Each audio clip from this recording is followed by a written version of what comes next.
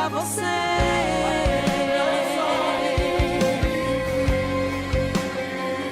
Apenas sorrir. Hoje aqui, agradeço a Deus pela vida dos irmãos que vieram comigo, o irmão Vitor, que está ali junto com minhas filhas, minha esposa que está com outro pequenininho no carro. Como eu venho de tradição judaica, então a gente tem que produzir e multiplicar. Então eu tenho 4 filhos. Tenho 2 gêmeas de 9 anos, minha filha de 15 anos e o meu pequenino de 2 anos, o Natan, que está lá no carro. Também comigo está aqui o nosso evangelista Savandi, que é da Igreja da Assembleia Belém do Pará, que faz missões aí bastante ácidua. Pensa num homem que entra em presídio, sai em presídio, vai nas bocas de favela, é ele. É um irmão que eu conheço, não que os outros não façam, eu tenho certeza que faz, mas esse homem, por eu conhecer, sei muito bem o que ele faz esse trabalho. Também louvo a Deus pela vida do pastor Júlio, que está aqui. Está com saudade, né? A gente sempre tem saudade, né? Eu estou com saudade de ir lá na igreja, visitar lá. Também está comigo o pastor Ismael, né, pastor Ismael? Que faz parte também do grupo dos nossos alunos da Torá Viva, junto com o missionário Sandroval, que está aqui também, que está lá conosco. E o pastor Moura, que já não sei quantos anos não, já passou um bom tempo que eu conheço ele. Então, já estamos aqui juntos mais uma vez. Louvo a Deus pela vida de todos os irmãos também, que está aqui. Bom, irmãos, Evangelho de Lucas, capítulo 23, versículo 44 a 46, quem achou, diga amém. Vamos lá, diz assim: já era quase meio-dia e trevas cobriram toda a terra, até as 3 horas da tarde. O sol também não brilhou. Também o véu, ou a paroquete do templo, se rasgou ao meio. Gritando Jesus e Yeshua, ele disse: Pai, nas tuas mãos entrego o meu espírito. E com essas palavras, ele rendeu o seu espírito. Vá comigo agora no Evangelho de João.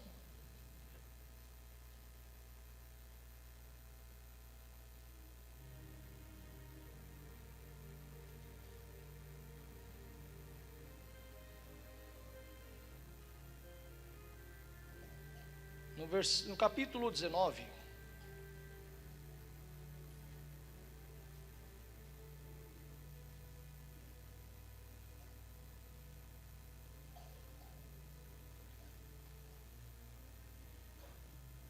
Versículo 30, diz assim: depois de Yeshua, Jesus, ter provado o vinho, disse: está consumado. E encurvando a cabeça, entregou o espírito. Era o dia da preparação e os moradores de Yehudá, Judá, não desejavam que os corpos permanecessem na estaca durante o Shabat, pois se tratava de um Shabat especialmente importante. Então pediram a Pilatos que mandasse quebrar as pernas e retirar os corpos.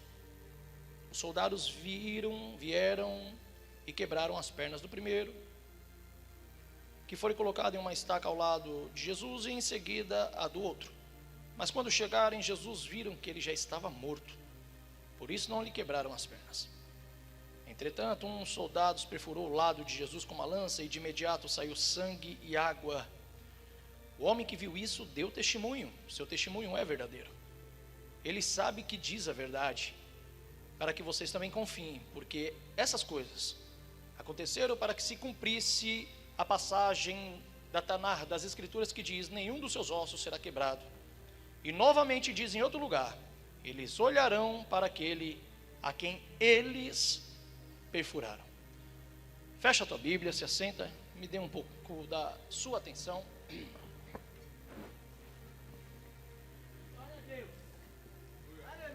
Irmãos, quero trazer a paz aos irmãos da nossa sinagoga judaica messiânica, chamada Beit Meshiach, ou Casa do Messias, lá do Bom Retiro. Também a bênção do pastor Manuel, que junto com a missionária, a Fabiana, da Unajumecre, a União Assembleiana Judaico-Messiânica Plena Paz em Cristo, que está conosco. alguns que estão acompanhando também através do canal do YouTube. Irmãos, lendo dessa forma as Escrituras, às vezes a gente já está até acostumado com muitas pregações ouvindo essa mensagem, não é assim? Principalmente da vida de Jesus, os fatos do que ele fez, a morte de Jesus. Só que às vezes, se nós lemos sem entender a qualidade e o significado das Escrituras Sagradas em Israel, você passa batido sem perceber profecias, manifestações e revelações. Uma coisa para nós que ultimamente anda ocorrendo essa semana, não só essa semana, já há um bom tempo, mas principalmente esse ano está bem forte, é que a maioria de nossos rabinos lá em Israel, principalmente alguns rabinos cristãos, judeus, messiânicos, que estão no Brasil, estão dizendo assim: devemos se preparar o mais rápido possível. No nosso calendário nós estamos no ano 5784, aqui nós estamos no ano 2023. Mas no nosso calendário, conversando entre nós ali na sinagoga, os rabinos estão dizendo: irmãos, se esse não for o período da vinda do Mashiach, não tem outra geração. Se essa não for a época da manifestação, não haverá outra.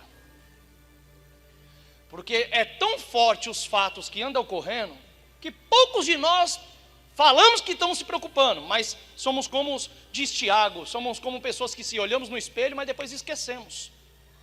E parece que está difícil de o povo acordar. Está tão difícil que eu acredito que hoje, agora, nesse momento, provavelmente agora quase 6 horas, se soubéssemos, se tivéssemos a certeza que Jesus estaria para vir agora, manifestar agora, eu tenho quase 100% de certeza que nenhum cristão estaria dentro da sua casa. Mas se ele soubesse que Jesus está para manifestar agora sobre os céus de Jerusalém, onde todos os olhos verão, com certeza eles estariam dentro de uma igreja agora de joelhos no chão, ou querendo ouvir a última mensagem da voz de um pregador. Mas a pergunta é: não sabemos disso, não sabemos nem o dia e nem a hora que ele há de vir, mas será que é necessário precisar saber quando ele vai vir para poder dar mais lugar à presença do Senhor na terra? Será que estamos fazendo isso? Será que estamos trabalhando para isso? Será que estamos valorizando isso? E quando eu estava em casa, eu falei: Senhor, o que eu vou trazer da sua mensagem? Tem muitas mensagens que eu posso trazer, a tua palavra, o ensino. E quando foi ontem à noite, quase meia-noite, ainda estava vendo um vídeo do pastor Antônio Moura com os irmãos trabalhando, cuidando aqui do cenário.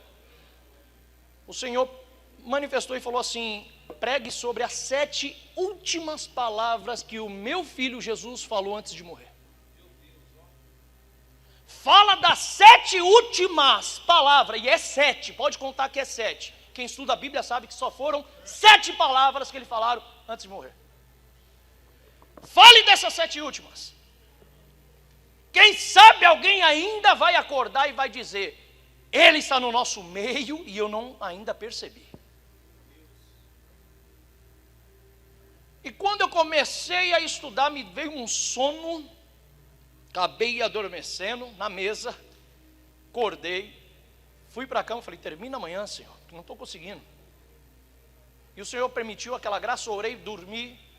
Ainda num sonho, eu vi a manifestação do Eterno.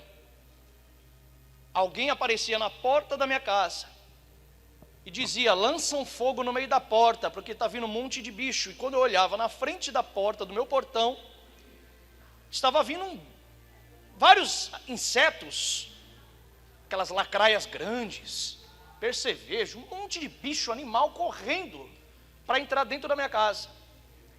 Alguns que conseguia entrar, eu conseguia chutar, mas como eu estava sozinho, eu me via sozinho dentro da casa, sem ninguém.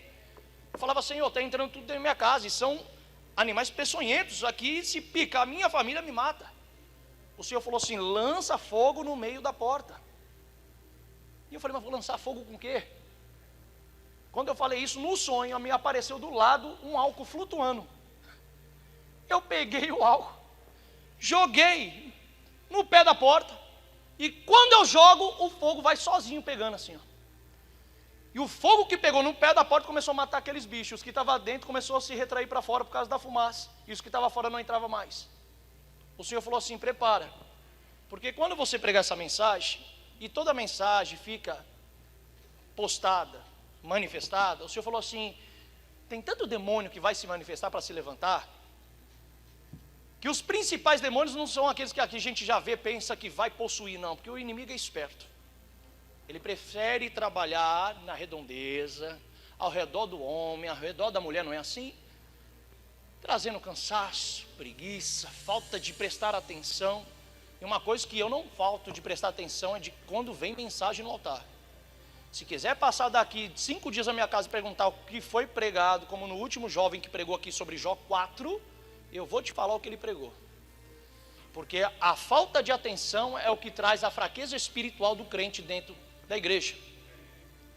E sabe o que me chama mais atenção ainda? É que eu falando em oração com Deus, o Senhor falou assim: vocês são como um time de futebol. Quando entra um jogador no campo, não é um só que joga. Não é assim? São 22 jogadores, contando com os goleiros. Quando a torcida está lá, ela está torcendo para quem? Só para um dentro do time ou torcendo para o time completo e inteiro? Eu falei: Senhor, eu não estou entendendo isso. O Senhor falou assim: eu vou te explicar. Vocês são um time. Quem está dentro do campo é os que vão pregar. E os que estão pregando, que são jogadores, convidam aqueles que vão vir para ouvir e assistir o jogo. Só que eu acho interessante que quando estão reunidos, cada um só torce para o seu jogador, mas não torce para o time inteiro. Não se atenta em glorificar a Deus quando o time inteiro joga em conjunto para ganhar o jogo. Aí eu comecei a entender. Falei: Senhor, mas o Senhor está falando isso comigo? Ele falou: não estou falando diretamente para ti, mas você está no meio. Quando você entrar na minha casa, louve ao meu nome, me glorifique e torça para que o pregador pregue a minha palavra. Quando trouxer alguém com você, fala para quem estiver com você, não torça só para você, que você não está no jogo sozinho, mas torça para que aquele que está jogando vença para o time inteiro. E o que me chateia é às vezes quando a gente estamos pregando, trazendo a mensagem, tem pessoa que só glorifica quando é o pregador dele que está pregando. Mas quando é o outro que ele não conhece, eu vou dar glória para quê? Mas você está pensando que isso aqui é o quê? Jogo mesmo de futebol? Não. Isso aqui é a casa do Senhor, onde todos se reúnem para ouvir a palavra de Deus. Não importa quem é que vai pregar. O importante é você torcer, sem estar dizendo: Senhor, usa esse homem, essa mulher, porque eu preciso ouvir a tua voz. Não importa quem seja que estiver aqui. Torce para Deus usar para poder pregar a palavra. Porque facção não pode haver dentro da igreja. Eu já vi, meu irmão, na minha tradição judaica, que eu não troco, é difícil você ir lá por individualidade. Eu vou lá ver só porque o rabino tal vai ministrar. Não. Temos uma comunhão de dizer: Senhor, aquele que está na frente agora, usa porque eu preciso ouvir a tua voz. Aleluia. E clamo tanto que meu espírito fica ligado. Eu estou lá na Bíblia, mas estou ouvindo, prestando atenção na Bíblia, prestando atenção nele e dizendo: Senhor, usa porque eu preciso ouvir a sua voz. E os próprios discípulos diziam para que não haja facção entre vós. E sabe o que é facção? Facção não é só fazer complô ou panela dentro de uma igreja. É quando você está até mesmo dentro da Simiso, reunidos, e não se preocupa em orar e interceder para aquele que está pregando. Alguns só vêm às vezes para poder mostrar a roupa bonita, a beleza. Quem dera se eu tivesse beleza. Outros para mostrar que prega bem. Outros que talvez quer mostrar os dons que Deus deu a ele. Mas será que é isso que Deus chamou para fazer a comunhão e a união dentro da igreja? Será que é isso que Deus preparou para que nós fizéssemos aqui hoje? Se eu perguntar para cada um de vocês aqui, de todos os dias que tem sido pregado e dos pregadores que já pregaram hoje, será que vocês seriam sinceros e dizer: não, Deus já falou comigo e eu tenho certeza e eu já estou saindo daqui refrescado com a água que Ele desceu do céu? Eu digo que em cada parte das mensagens que deu, e até os louvores que cantou, até o louvor que foi cantado junto com um grupo aqui, daqueles homens que estavam reunidos aqui da casa, cantando Deus, Tu és santo. Nesse louvor Deus já estava falando comigo. E interessante que eu estava precisando ouvir esse louvor, e eu gostei de ouvir esse louvor muito tempo atrás. E eu falei, Senhor, como seria bom se eu tivesse numa mensagem e no final cantasse esse louvor? Nem precisou. Deus usou os homens para cantar esse louvor, Deus, Tu és santo aqui.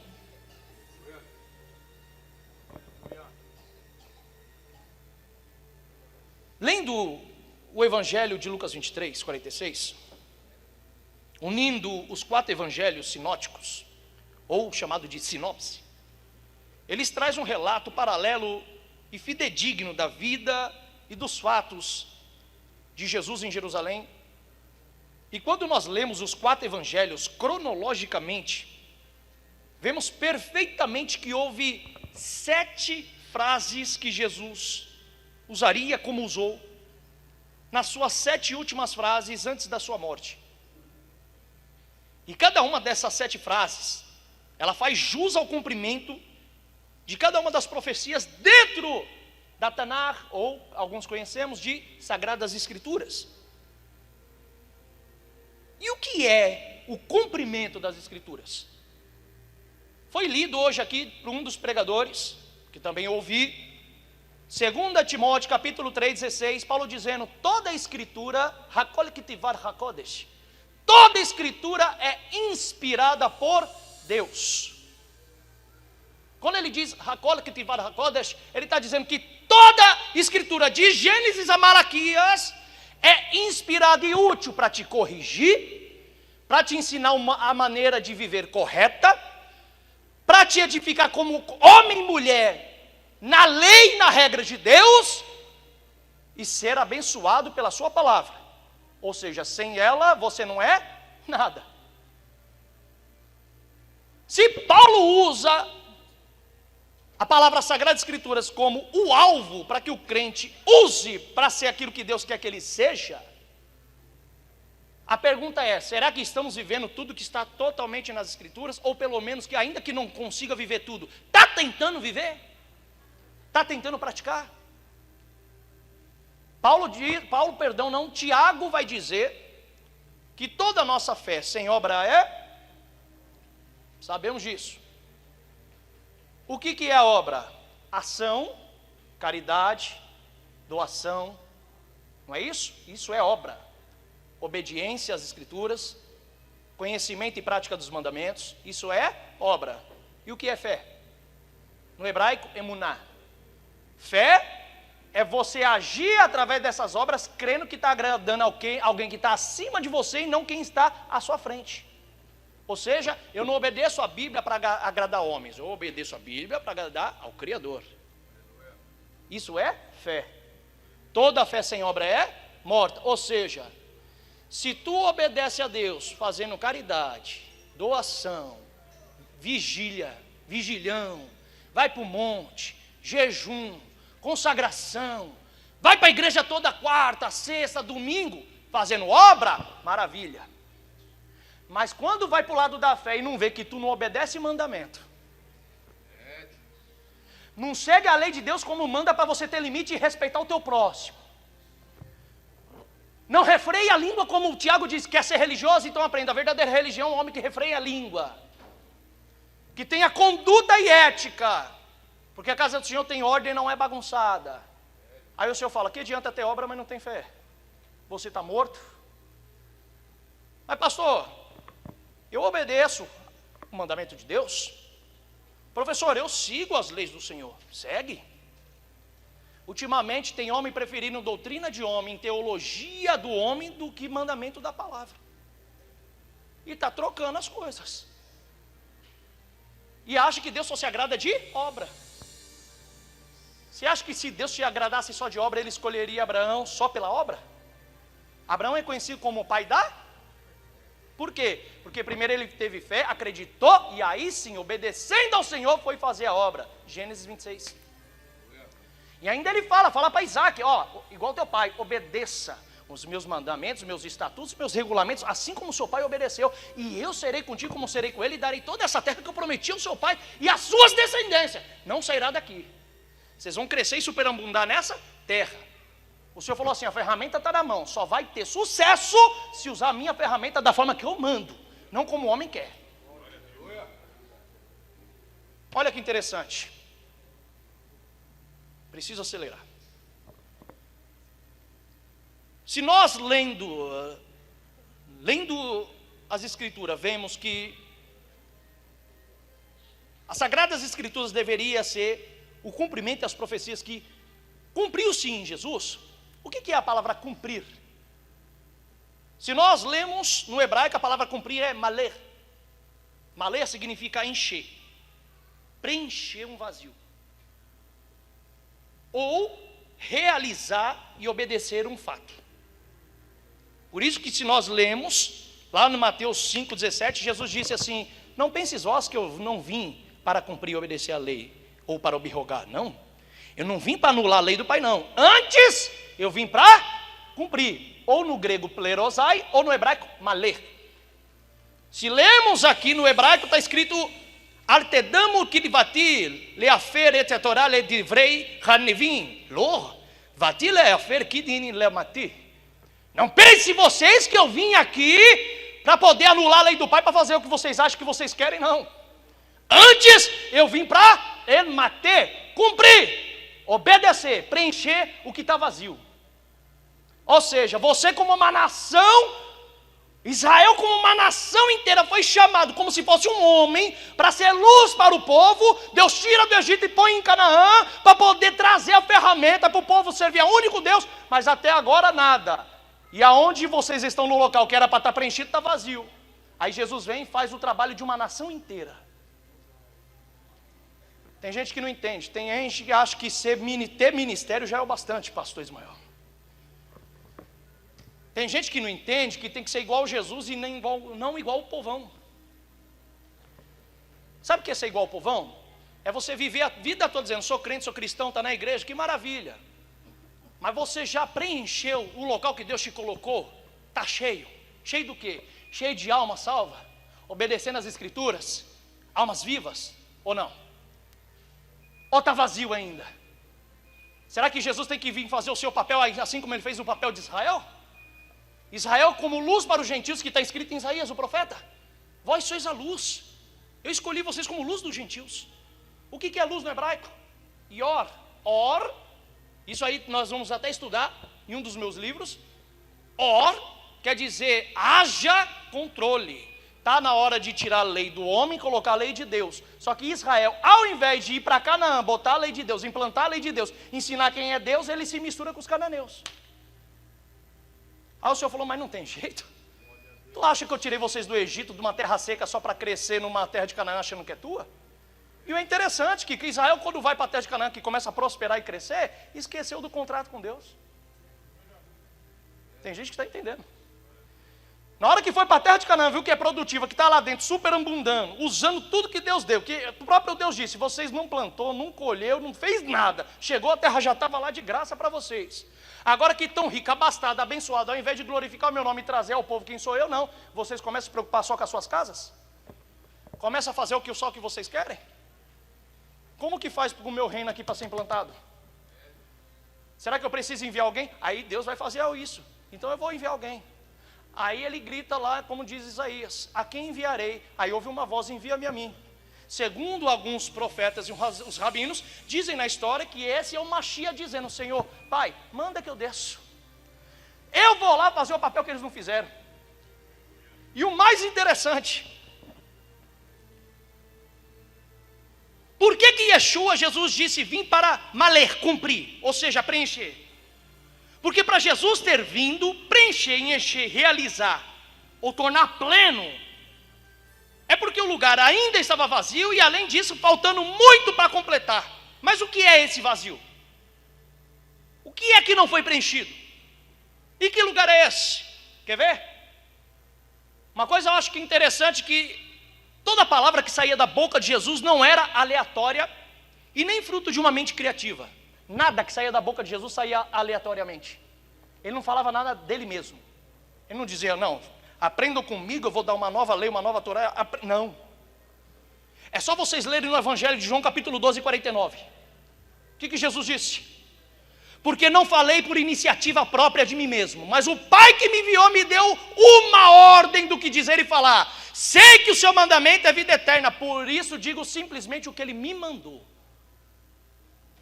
Sabe qual é a diferença entre Jesus e alguns pregadores e alguns pastores? Que Jesus ainda sempre obedeceu até o final da vida o que Deus manda. Tem outros que só quer criar aquilo que ele acha que está na mente. Não, vou fazer do meu jeito, vou ensinar do meu jeito. E às vezes o jeito não está certo, meu irmão. Eu vou doutrinar do meu jeito. Não, doutrina do jeito da Bíblia, não do jeito que você quer. Faz como Deus manda, não como você pensa. Você está entendendo que a diferença entre Atos Apóstolos no dia de hoje, de 2023, é que naquela época quem obedecia a igreja crescia, hoje não obedece a igreja diminui? Eu tenho certeza que no tempo de Paulo agora teria mais de 3.000 aqui convertidos, sentado dando glória a Deus e aleluia. Porque a Bíblia diz que a cada dia, por dia, era 3.000 almas que crescia. Por dia! Aqui um crente para ganhar 30 num ano está difícil. Aí eu pergunto, cadê a sua ferramenta de bambambam de homem de Deus? Conhecedor das Escrituras. Alguns já chegaram até a falar para mim, eu não tenho chamado para estudar a Bíblia, fui chamado para ser salvo. Falei, como é que você é salvo sem Bíblia? Não é verdade? Como que tu é salvo sem conhecimento do Deus de Israel? Então, se eu fosse você, eu falei para ele, eu fui sincero, não vou dizer a pessoa. Falei, se eu fosse você, servia outros deuses. Sirva outros deuses. Mas como assim, o senhor, você não passou um professor, me manda? Eu falei, sirva outros deuses. Porque outros deuses não têm compromisso igual você. Agora, quem serve a Deus tem que ter aliança e compromisso. Aleluia. Será que tem alguém com compromisso aqui essa noite? Diga amém. Eu preciso terminar isso aqui rápido.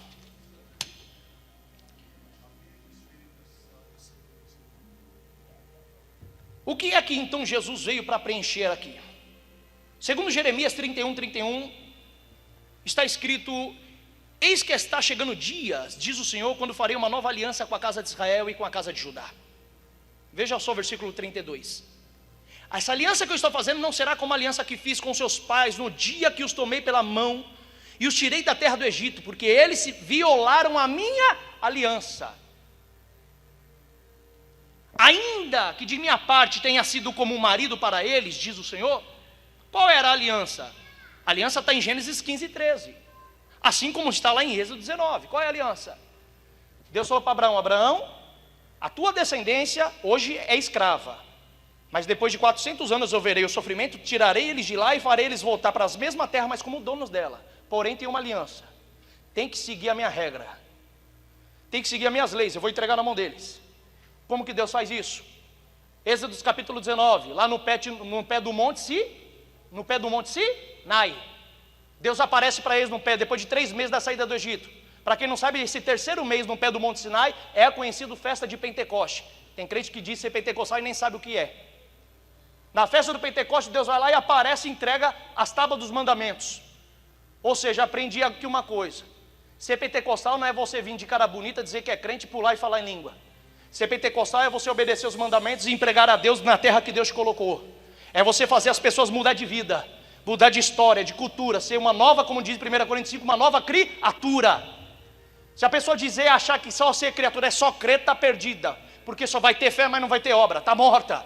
O Senhor está falando, está na hora de mudar esse quadro de pregação aqui. Está na hora de vocês começar a pregar Bíblia. Sabe por quê? Porque quando Deus tira Israel da terra de Canaã, e vou terminar nisso aqui. Quando Deus tira da terra de Israel da terra de Canaã, da terra do Egito, uma terra de deserto, seca, vazia, onde quem planta não dava nada, porque deserto é areia, não dá para crescer nada. O Senhor falou, vou tirar vocês daqui, vou levar vocês para a minha terra, porque toda a terra é minha. Vou levar vocês para Canaã. Canaã quer dizer terra frutífera. Por quê? Porque o povo que está lá está usando ferramenta que não é minha. E a ferramenta que ele está usando não está dando certo, a terra está se acabando sozinha. Como assim? Simples. Homem já não era mais homem, estava virando mulher. Mulher trocando o seu lado para homem. Sodomia e prostituição em Canaã. Seguindo leis de homem, não a lei de Deus. E a terra começou a ficar improdutiva. Mas como assim, pastor? Quer dizer que a terra sofre se o homem virar mulher? Sim. Porque os homens de Canaã estavam acostumados a tanto se achar mulher, que estavam deixando o trabalho de homem para fazer trabalho de mulher. E as mulheres não podem fazer trabalho de homem. Qual é o trabalho? Plantar, cavar, colher, semear, carregar lata nas costas de terra. A terra estava começando a morrer por causa deles. O Senhor falou: opa, peraí, isso aqui é meu. Eu dei isso aqui para vocês, mas para seguir na minha lei. A minha lei é ferramenta. Por isso que o Senhor falou: antes de passar daqui para cá, tu vai pegar a ferramenta no pé do Sinai. Quer ser pentecostal? Pega a ferramenta e vai para a terra que eu vou te mandar. Mas faz a terra ser produtiva. Escuta isso. Vou terminar aqui. Se prepara, a cantora Andresa. Escuta isso. Quando o cananeu começou a fazer a sua sodomia, trocando, seguindo as suas leis, e a terra começou a sofrer por isso, porque não tinha cabra macho para cuidar da terra de Deus, o Senhor falou assim: a terra vai vomitar eles. E vomitou. Aí Deus olha para Israel e falou: Israel, vou colocar vocês lá agora. Deuteronômio capítulo 7. Não escolhi vocês porque vocês eram o povo maior ou de grande número, mas é porque eu me afeiçoei a vocês, pequenininhos que estavam sofrendo como escravo. Quando era escravo era doido para ser rico. Agora que é rico não quer me servir? Não, vai lá, pisa lá no Canaã, e agora o dono dela é você. Só que eu digo uma coisa: quando pisar na terra, eu quero ver aquela terra produzir fruto e crescer. Tem gente que está entendendo já aqui. Eu vou repetir isso de novo. O Senhor está falando: eu vou te colocar na terra, vai, mas é para ela crescer e produzir. Não só isso, Deuteronômio capítulo 4. Se ouvir meus mandamentos e usar minhas leis como ferramenta na terra, ela vai dar fruto de graça. Vai crescer tanto que quem estava lá de cananeus vai dizer assim: mas peraí, nós vivemos a vida toda aqui, nunca deu nada, em 6 meses está dando com vocês. Ele vai dizer: porque aqui tem ferramenta de Deus e não do homem. Está crescendo o que Deus manda e não o que o homem quer. O Senhor está falando: vai crescer igreja, vai crescer família, vai crescer convertido na tua presença, na sua casa, na sua família, mas quando usar a ferramenta da maneira certa. Fica de pé em nome de Jesus. Segura na mão do seu irmão, fala para ele assim: ó, precisamos usar a ferramenta da maneira correta. Por isso que Paulo disse: escuta aqui, igreja, Israel é a oliveira do Senhor. Não porque sou judeu, mas é bíblico. Paulo disse: se ele não poupou as oliveiras originais por não ter dado fruto, que dirá vocês que são ramos enxertados na oliveira? Ou vocês dão fruto, ou vai ser arrancado igual eles. Porque tem gente que cresce por status, outros crescem por legado.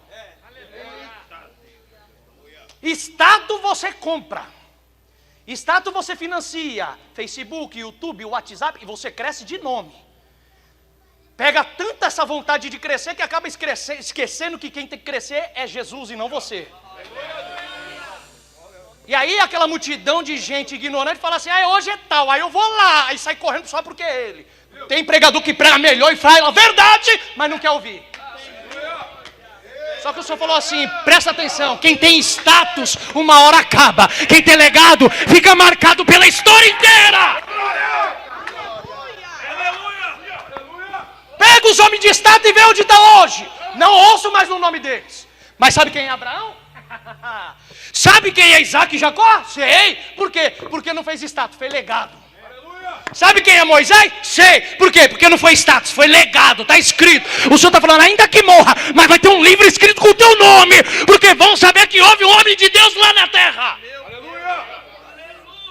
Precisa de diferença na igreja. Tem pregador que veio e falou: mas está vazio hoje aqui para eu pregar. Então você começa a ter vergonha, vai ganhar alma e traga para as almas ouvir a pregação na igreja. Para mim não me incomoda, eu já preguei para 8 mil, 9 mil, pode pregar só para um aqui. Mas prega a palavra de Deus, prega o reino de Deus, fala do nome de Deus e Deus será glorificado. Segura a mão do seu irmão, fecha os olhos. Fecha os olhos. Adonai, eu sei que vamos morrer um dia, Pai.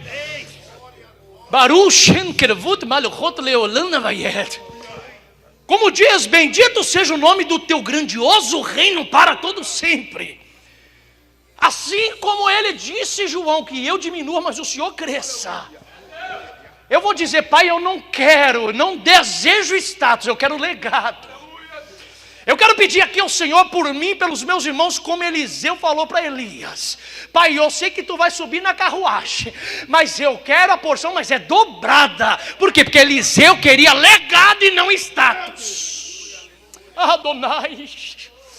Senhor, eu quero lhe pedir aqui nesse momento, nessa oração, se tem um varão verdadeiramente pentecostal, seguidor da Torá, da lei, da Bíblia, eu lhe peço em nome de Jesus, traz agora sobre ele a promessa que o Senhor prometeu que estaria ainda nesse altar, e diria, vou soprar, mas vou soprar é o meu nome em cima do teu nome. Eu quero que você seja soprado para pregar, mas não para crescer. Quem vai crescer é o reino, mas você será honrado, será reconhecido, mas a honra e a glória vai vir ao nome de Deus e não ao seu. Pai, eu profetizo que sairá Eliseus aqui mudado, diferenciado, com a capa de Elias, não capa de estado, Pai, não quero crescer porque canal de TV chamou, eu quero crescer porque conhece alguém que prega a palavra, alguém que ainda fala da diferença na igreja. Senhor, aumenta a produtividade naquela casa,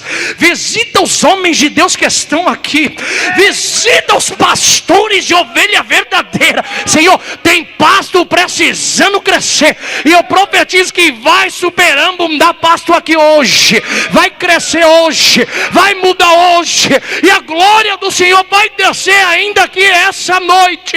Senhor, entrego nas suas mãos essa oração e digo, Adonai Veshmerecha, Eaer Adonai Panavelecha Virunecha, Tsar Adonai Panavelecha, vai Aselecha Shalom.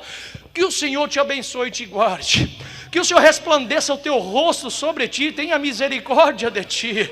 Que o Senhor sobre ti levante o rosto, ou seja, te aprove na terra. Coloque no teu coração a paz, e o teu nome seja glorificado, Pai. Entrego nas tuas mãos, e que o teu nome seja exaltado em nome de Jesus. Dá uma salva de palmas ao Senhor. Bata palma ao nome de Jesus. Cantora Andressa, amém.